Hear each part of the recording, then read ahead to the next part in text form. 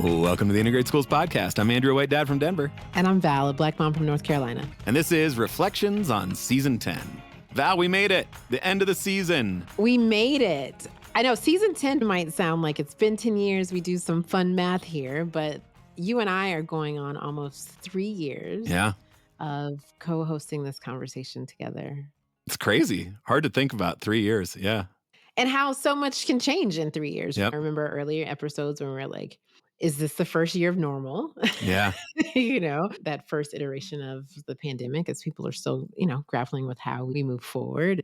And our kids are growing older. Yep. Here I am now. I am going to have a junior and a sophomore. Crazy. Yeah. I will have a 5th grader and an 8th grader. They're certainly in a different place than 2.5 years ago, 3 years ago. Yeah. So outside of our personal cool things with our young people who are thriving and doing well. Absolutely. And we're still very proud of the decisions that they're making as far as young people and the choices that we made in terms of their schooling. We also had a season full of very powerful conversations. Yeah, 19 episodes, some great stuff all the way back to kicking off the season and laying out our themes that we were planning to focus on from the season, all the way up to the very last episode, which was our first ever live show that we got to share with the audience. There's been so much great stuff along the way. Yeah, absolutely. All right. So let's revisit those themes because I think it's really important to highlight where we hope to go in our conversations this season. Absolutely. We set out with this goal of talking about the importance of public schools, which certainly feels even more relevant than 9 months ago when the season started. The attacks on the institution of public schooling are ongoing and serious, and we have to take those seriously. The power of storytelling, and we've had some incredible storytellers along the way, from John Blake in the 2nd episode of the season, your friend John, who talked about his own parenting journey, which was beautiful, the local stories that we really dug in on Denver and on Charlotte, lots of personal storytelling. The power of proximity, being in community, and then stamina, the power of hope, and what do we do to keep up with this work even when it feels like it's going slower than we would like. Those are themes that are relevant throughout all of the work that we aim to do together and in our communities. Yeah, when you think back on the 18 episodes of this season, what things pop to mind as kind of highlights? They were all good. They were all good. Yeah, that's certainly one of the highlights for me as well. That thought about belonging, I feel like I explained to people all the time in conversations since then. I've referenced that. I've sent the clip of her explaining it to so many people along the way because it really does get at this. And it's so simple. And when she said it, it didn't feel profound. It felt like uncovering something that I knew, but had never had the words to say in that way. But it was such a beautiful and succinct explanation of what belonging means and what I want for my kids, what I want for all kids. That's fascinating because I cannot say that I felt like I knew that definition in my heart but didn't have the words. And I'm wondering if this was like a white man thing. Like, because you always feel like you belong and you can't influence in the place belong. Like, that is not something I would have ever been like, yeah, I knew that to be true. I just didn't know how to articulate it. And so I'm just curious about that because I think there are spaces, obviously, primarily all Black spaces, and we can connect that to the conversations that we had with Dr. Fenwick and Mr. Elmecki around the spaces that Black educators created for Black students historically and continue to create. But yeah, that wasn't that sense of belong. I don't feel like I can influence or belong in every space. And I didn't recognize that I needed and wanted that until Dr. Porter put that out there for me. Right. So yeah, that's interesting. Yeah. I'm sure that is tied to a lived experience of most spaces being created for me to belong in. Yeah. I'm glad we paused there. I'm glad we uncovered that thinking. Yeah. And you just sharing that helps me understand why some people might be confused why other people don't feel like they belong. Right.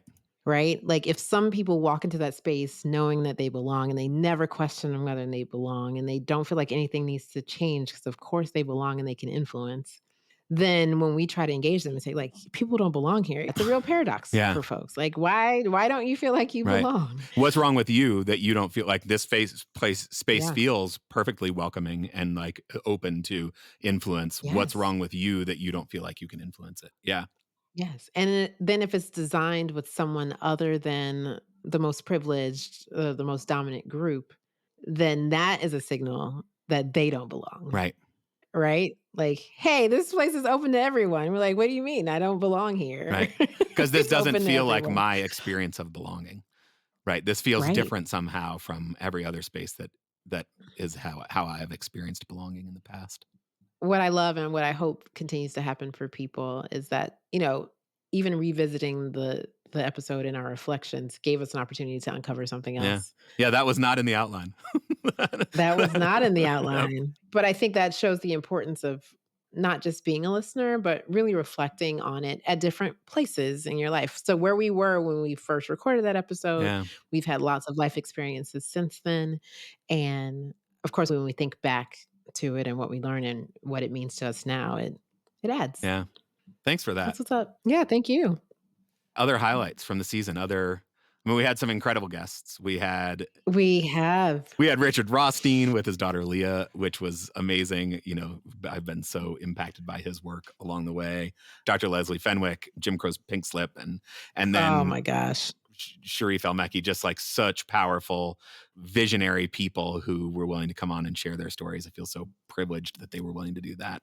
And Jada Dia, YA author, There Goes the Neighborhood, the book she wrote, and sharing her story about that was amazing. And John Blake, Oh my CNN gosh. journalist, like such incredible people. Man, we had some bangers. We had some bangers this For season. real, for real. But then, your friend John, just sort of another parent sharing his story was also so powerful. So yeah, I feel a constant sense of gratitude for people who are willing to not just come on, but then also kind of open up their hearts and their stories and willing to share with us. Yeah, they trust us, which we do not take for granted. We feel a deep sense of gratitude that folks are willing to come onto the show and feel like they can trust us with their research, with their passions, with their stories, with their family stories. That feels really important.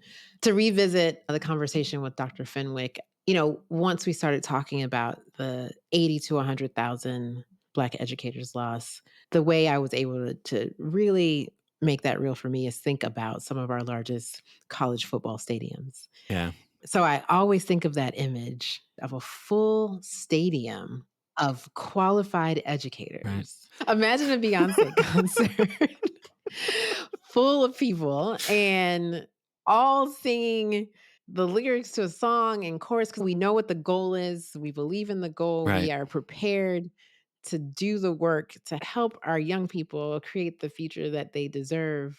And for that to just go away. Yeah. And I say go away as if it was not like systemically Forced away. decimated, Right. right? Destroyed. So for that to be destroyed and decimated is the correct way to talk about that. That continues to sit with me, and it feels like it's just such a loss, and I I Yeah. I I want us as a country to stop taking these L's Yeah. on purpose, Yeah. right? Like, we should stop choosing to take these L's on purpose. And I'm so glad we had both that Dr. Fenwick and Mr. El-Mekki were willing to come on, but then we had them kind of back to back because you think about an entire football stadium of Black educators. It's not just that we lost all of them, but they weren't just another set of educators, right? Like they brought a unique Right, perspective, a unique skill set, a unique focus on education as liberation, a unique focus on right. the role that Black teachers play, not just in teaching math. Yes, in teaching math, not just in teaching writing, yes, in teaching writing, but also in preparing students to make the world a better place, to become Yep, activists themselves, to lead the world into something bigger and brighter. So not only did we lose just the number of people, but we also lost 80,000 people who are deeply committed to that vision of education as liberation is just, yeah, it's tragic. yeah. What I'm thinking about now and making connections to the other episode are our local stories, which also touched on that thread, Yeah. right? Where we had opportunities as a country to make some choices that really would push us forward. Yeah. And yet the local stories show us it was kinda all over the Right. place, right? You wanna talk a little bit about actually doing a show about your community where you are leading that conversation? Yeah, I mean, that was really special. I'm glad we got to share it here. Really glad we got to share it locally. Putting that whole event together was a chance to really go deep on Denver. Like, what were the specific choices that were made? Who were the people involved? What were they thinking at the time? Where were the sort of good intentions? Where were the unfulfilled promises? Where were the barriers, the things that got in the way of maybe doing it in a more helpful way? And it certainly helped me, I think, understand the national context better because those same sorts of things were happening Mm. in so many different places. And so then to go deep in Charlotte and hear a similar timeline, a similar story of people really fighting for this change, the change happening, and then getting to this point where the government just sort of threw up its hands and said, all right, we've done all we can. Let's give up on this endeavor. I think there's a similar story throughout the country in local places. And so it was really great, I think, to go deep into those local details in both of those places. Yeah, absolutely. During the time where we were recording those local stories, I had a chance to listen to Ruby Bridges, Yeah. who is the model of what we think about when we think about Brown v. Board, right? Yep. Like she is the image that we all have stamped in our memories and our hearts when we think about school desegregation during that time. Miss Bridges, if you are out there listening and you want to come on the show, we would love to have you. Absolutely. We officially have celebrated the 70th anniversary of Brown v. Board, but the work continues. And Right. so the stories and really keeping those front and center continue because we are not too far off at all of that generation moving on, Right. right? And those stories are going to be vital for us to continue to learn from, to not make the same mistakes. So please tell your story because if it was not for Dr. Fenwick digging back into the archives, Right. I wouldn't have known that Right. story. If it was not for the Rothsteins and their work, I wouldn't have known the Right. stories. And it does not have to be one that is like rooted in some academic study because I also need John Blake's Right. story. And I also need my friend John's story, Yes. right? And I also need the fiction stories that are rooted in like a real experience Yes. like Jade shared with us, right? We Absolutely. need these stories in order to learn and to connect and to not forget. Yep. Yeah, absolutely. So, unsurprisingly, the next thing I'm going to do is ask you to send us voice memos because that's That's that's what we do. right. So, send us a voice memo, speakpipe.com/integrated schools. Go to the integratedschools.org website and click the send us a voicemail button on the side. We want to hear your stories, share them. They are important. And speaking of voice memos, Val, we've got a few to share. Some people have called in over the past couple of months reflecting on some of the episodes. And so let's take a listen to Susan from Lancaster, who called in after that episode with your friend John. Hi, this is Susan calling from Lancaster, PA, and I just wanted to let you know that I listened to the latest episode and it was awesome. It reminded me of like old school integrated schools podcast. It was so much fun. And I left with a couple of thoughts, and one was the impact of grandparents on the school decision, because that's something around here that happens a lot where grandparents have offered to pay for their grandchildren's tuition at the local prep school. And, saying like, don't send your child to this school, we'll pay the $25,000 or $30,000 for your child to go here. So I thought that was an interesting comment that he made around their families not being supportive. The other thing I wanted to say is our children are now older and in high school. I had a really amazing moment the other day where my son randomly said, thank you guys so much for sending me to this school district because I wouldn't want to go to any other school in this county. He's on a sports team and he goes to schools all over the county and sometimes beyond. And he can't stop commenting about, how white the schools are and how awful he feels like it would be to go to those schools. And it's just interesting now that our kids are getting older and they have thoughts and opinions about our decisions that we made for them. And then thanking us for the decision. Like, it really was such a validation. So I think it would be interesting to have a conversation with these kids. Like, my son would be probably willing, I don't want to say he would do it, but he'd probably be willing to kind of talk about what his school has been like. He's now a freshman and he's gone to the school district, which is still, after all these years, only 11% white. So he has gone to the school district since he was in kindergarten, and now he's in high school. And I think that parents who are going through that decision, it might be interesting for them to hear from kids themselves now whose parents made that decision and how much it's impacted them. So those are the things I wanted to say. Thank you so much. Thank you, Susan. Lovely reflections. And it sounds like we have a guest for next season, Susan and her son. Susan, please pick up the phone when we call you. I want to touch on the grandparent comment.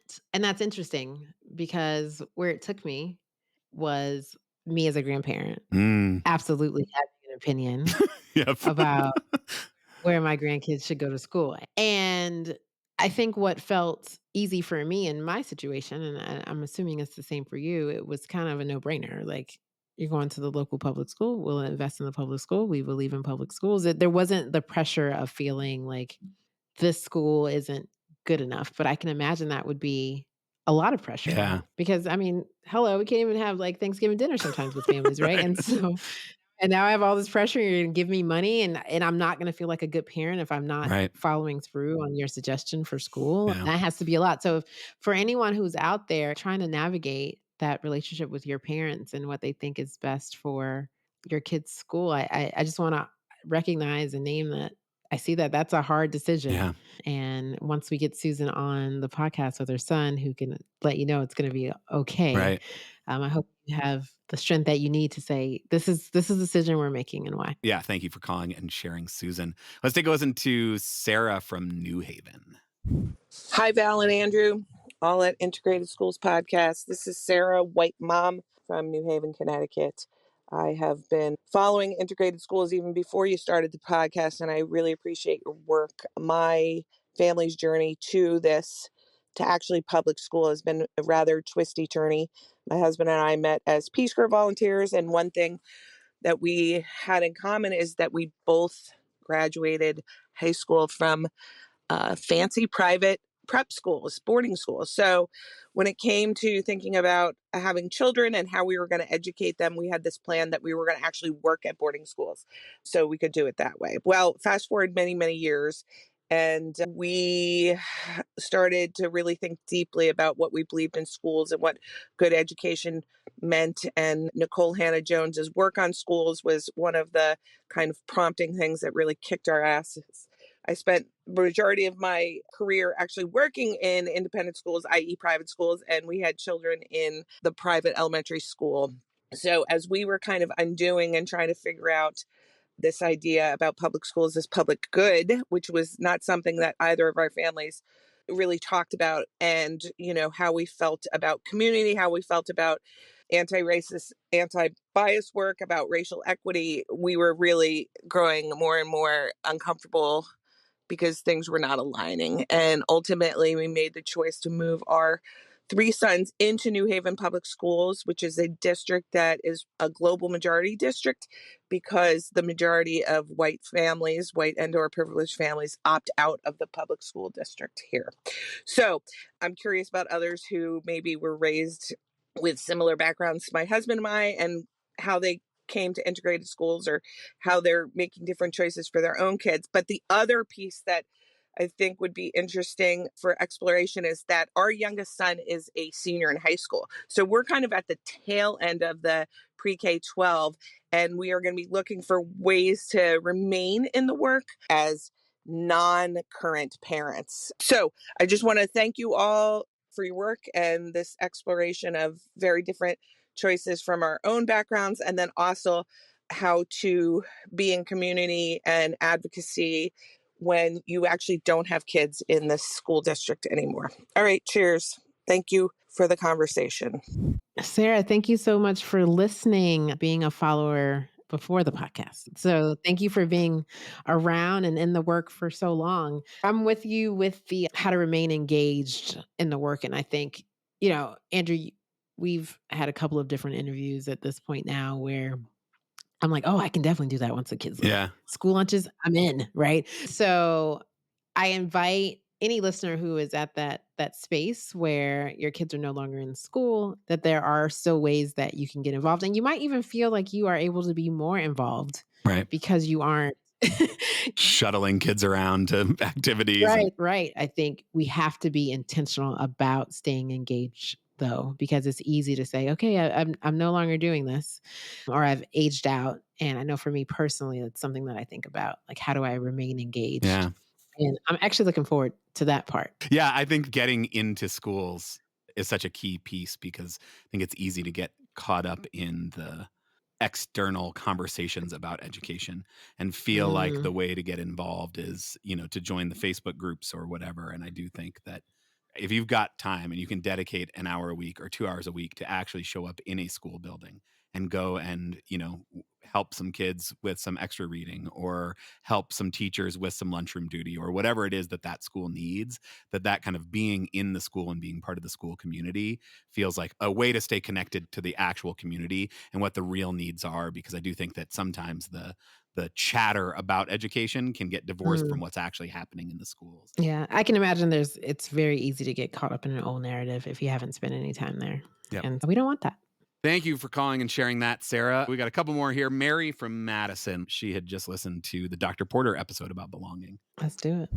Hi, Integrated Schools. This is Mary from Madison, and I just listened to the episode about the importance of belonging. It was wonderful. It reminded me of a metric that my district used to record, which I can't seem to find anymore, but they would actually ask every child, do you feel like you belong in this school? And that information was then publicly available for every single school throughout the district.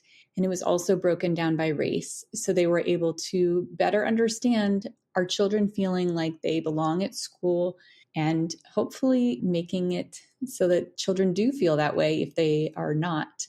And I just thought that was a really interesting metric that I hadn't seen in other districts before. Thanks. Thank you, Mary. Dr. Porter, she's done a lot of work on this. What does it mean to actually try to capture data about how kids feel regarding belonging? But it made me think of Anna Cole from our live show talking about their school district where their Latina families felt like they belonged because they were half of the school, but they didn't feel like they had power. And so, how do we capture both? Do you feel like you belong, like this space is for you? But that to take that next step of Dr. Porter's definition of belonging, is the space different because you're there? Are you changing the space while you're there? Do you have power to make the space different? Yeah. I think asking the question whether or not you belong is a great first step. And then we have to continue to get to know our young people and their families about what that actually means. Yeah. So you mentioned the power example, but I might feel like I belong because I have a really good group of friends. Right. I might feel like I don't belong because I don't really have a group of friends, but it's not because it's anything the school has done necessarily. Right. Right. And so I hope that any systems who are using those types of surveys, that they aren't stopping there. Yeah. That there really is a commitment to understand what someone means by that when they say that they belong. Yeah, that's such a great point, because I think Dr. Porter's definition of belonging felt so important. And I think so often, like, everyone's looking for the silver bullet. So it's like, oh, well, maybe belonging is the thing. If we just get belonging right, then everything else will sort itself out. And for one thing, like, even if you nailed belonging in the most true way, still going to probably be other issues. You still have resource issues. You still have curriculum issues, those sorts of things. Yeah. But how do we measure belonging? Well, let's ask kids how they belong, if they feel like they belong. And if we don't do that next step of really getting to know kids, so what does that kid mean when he says he belongs versus what does that girl mean when she says she belongs? Is that the same thing that we're actually getting at, which requires those relationships, which requires knowing people, which requires seeing kids as fully formed human beings who bring their own full sense of humanity into a school. You've got to get to know people to know, like, are we actually capturing the thing that we want to be capturing? Right. Thanks for that, Mary. Thank you so much, Mary. All right, we got two more. Liz, who was at the live show. Woo! Whoop, whoop. Here's what Liz had to say. Hey, Val and Andrew. This is Liz, a white non-parent and former teacher, current grad student, who was able to attend the event last night. I had a lovely time, learned so much about the history of Brown, how that's shaped the modern context, and really how we can rededicate ourselves as a nation to pursue true integration. My homework is to do some more research on how abolitionist practice can be interwoven not only into my research, but also to hopefully be embodied in how I show up in the everyday world. Thank you all again for all that you do. I really love listening to your podcast and can't wait to hear this episode. Thank you, Liz. That's exciting. One, I hope that we would revisit our live episode, which was so amazing. So I couldn't really put our live episode in the list of episodes because it deserves its own category.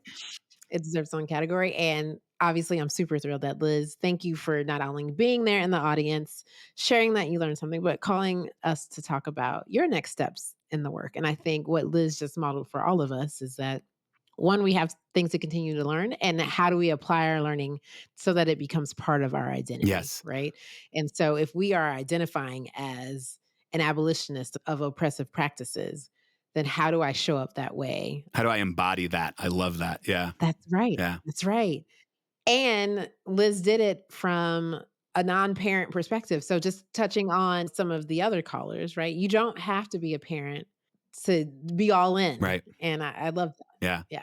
That was lovely, Liz. We appreciate that call and appreciate you having been at the event.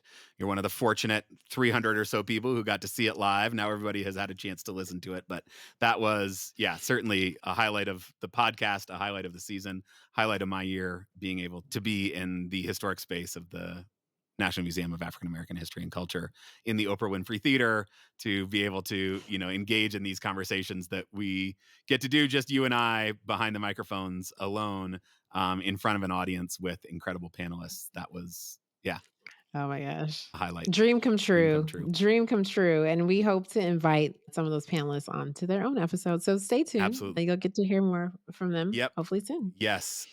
One final, very touching voice memo from Emily after we replayed Courtney McKitten's final episode just 2 episodes ago. We replayed her episode called All I Want for Christmas is 3.5%. And Emily was moved by that and called in to share this. Hey, Andrew and Val. My name's Emily. I'm a white mom living in Charlottesville. And I just listened to the podcast rebroadcasting with Andrew and Courtney, her last podcast, and I'm just really moved and wanted to send you guys a voicemail. I forgot that she and I share a birthday, which is also the anniversary of Brown versus Board. I wanted to let you know I'm just really moved by the work that you guys do. And I wanted to make sure that you knew that, because I know, as you guys talked about in that podcast, it can be kind of slow work that's so important. And I just really appreciate all that you guys do. And I'm here with you on this journey here in Charlottesville. Thanks. Thank you, Emily. Yeah. Part of the very special experience of doing our live show in DC is that we got a chance to convene face to face with many people in the integrated schools community. And I don't remember at what point in the weekend that I leaned over and said this to you, but I said, like, Courtney would be so happy. Yeah. So happy of the work and how it's growing, and just I never had a chance to meet her. I feel such an honor and a responsibility being in the seat and continuing the conversation and doing what I can to help the work move forward. Absolutely. Thank you for that, Val. Yes, I think, that would have been quite special for Courtney, I think, to see all those people that she gathered together many years ago, all sharing space and all continuing to move this work along. So speaking of moving this work along, season 11 will get started in the fall. We'll be working over the summer, recording some of those episodes to have for you, but we will be back in the fall. And what are you looking forward to for season 11, Val? Well, I'm looking forward to the record number of voice memos that we'll Absolutely. get from folks, because that's going to happen. I'm looking forward to continuing to identify guests who have something to share. And I want to emphasize that you might not think it's a big deal, but we absolutely think every story matters. So we want that to be you. I'm sure there'll be some powerful pieces of research and literature and art that we can grapple with in this next season. I think the beautiful part is, like, we don't actually know what the world is going to give us. Right. Oh, wait, I just realized this is our next season will be like in the middle of election season. So that should be fun too. That'll be something. It'll be something. That'll be for something. sure. Yes. Yes. Yes. So yeah, keep sending us your voice memos. There's stuff that I'm excited to talk about, stuff that's come up that we have not yet fully dug into that we need to. I know we are due for another special ed episode. We kind of scratched the surface of back in season 9 and probably need to revisit that. I've had a number of people write in about couples who aren't aligned on this choice and what to do about that. And so if you're out there, if that's your story, if you and your partner were not necessarily aligned and you got to a better place, call in, share. We'd love to hear that story and be able to share it with some other people too. I think, student voices always important, Mm. as Mhm. Susan mentioned, getting some kind of kids who are on the tail end of their integrating school experiences and having them tell their stories, something we're definitely looking forward to. So if you've got a kid who'd be willing to share their story, definitely let us know. Book bans, science of reading, more local stories. There's all sorts of stuff that feels exciting to potentially talk about. And like you said, who knows what the world will throw at us between now and then. So we are always open Yeah, to your for sure. ideas. So definitely send us an email or a voice memo and let us know what you'd like us to talk about next season. Andrew, this has been one for the books. It has. I'm not good at goodbyes, and for the listeners, Andrew and I will continue to talk all the time. You don't have to worry Absolutely. about that. But there will be a break where we don't get a chance to engage with you. But know that we're working, and we're excited about whatever is going to come our way. So, Andrew, thank you for your friendship. Thank you, Val. Yeah. No, thank you. It has been, yes, we have gone a lot of places this season. We got to see each other in person. It's been great to develop our friendship even further. It's something I'm constantly grateful for, and also grateful for all of the other people who make integrated schools turn. So big shout out to all of our volunteers, our new board of directors. So excited about the work that's coming out of the board of directors for the organization, our chapter and network leaders. If you have not connected with your local chapter, head over to the website, integratedschools.org/chapters, and figure out if there's somebody in your neighborhood. If there's not, maybe it's you. Shoot us an email and let us know. hello@integratedschools.org. We'd love to continue to grow our local chapters. There's so much great stuff happening there. All of our guests who came on, who shared their stories, who shared their research, who shared their personal histories and what brings them to this work. Deeply grateful to you all, to the Century Foundation and National Coalition of School Diversity, American Institutes of Research, for giving us the privilege of facilitating the panel conversations at our very first live show. So grateful for that opportunity. That was really a treat for us. And for all of you listeners out there, listening, sharing, those of you who have joined our Patreon, patreon.com/integrated schools, who are supporting this work. We are grateful to all of you. Keep listening, keep sharing, keep revisiting and reflecting, because you will continue to grow throughout this process. Your young people will continue to grow, and your ideas will change. Absolutely. Well, Val, my biggest thanks is to you for joining me in this journey. It is a true honor to be in this with you week after week as I try to know better and do better. Until next season.